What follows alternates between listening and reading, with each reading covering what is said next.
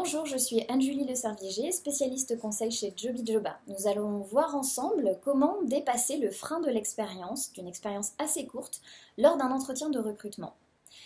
Premier point, il est important de savoir que pour être totalement opérationnel sur un poste, il vous faudra en moyenne 4 mois, que l'on soit expérimenté ou pas.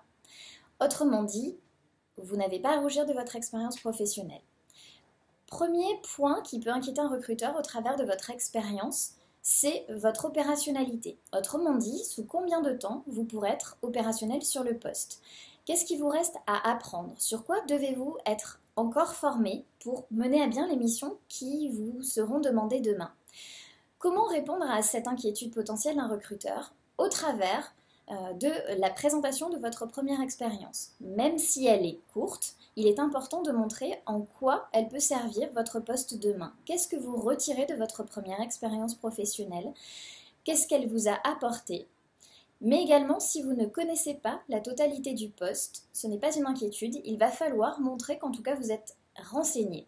Par exemple, si vous ne connaissez pas le logiciel InDesign, peu importe, mais ce qui sera important, ce sera de montrer que vous êtes renseigné, que vous êtes allé voir, que vous êtes allé essayer ce logiciel sur sa version gratuite. Vous avez pu également utiliser dans votre parcours précédent des logiciels qui sont rapprochés. Ça, c'est un gage pour le recruteur que vous serez rapidement opérationnel et en tout cas que vous vous êtes posé les bonnes questions. Deuxième inquiétude potentielle, c'est votre maturité professionnelle. Est-ce que vous avez bien conscience du poste? Est-ce que vous avez bien conscience de l'environnement dans lequel vous allez évoluer dans ce nouveau travail? Pour cela, il faut montrer quelles ont été les qualités personnelles que vous avez pu démontrer au travers de votre parcours, même s'il est un parcours débutant. Quelles sont vos qualités qui vous caractérisent et donnez-nous des exemples pour qu'on mesure bien le lien avec le poste. Dernier point, votre projet personnel. Est-ce qu'il est en lien avec le projet d'entreprise? Autrement dit, est-ce que vous pourrez évoluer dans cette entreprise? Pourquoi? Parce qu'il faut savoir que l'un des écueils de recrutement d'une personne qui a peu d'expérience ou d'un jeune diplômé, c'est le fait qu'elle parte au bout de quelques temps et après avoir été formée sur le poste.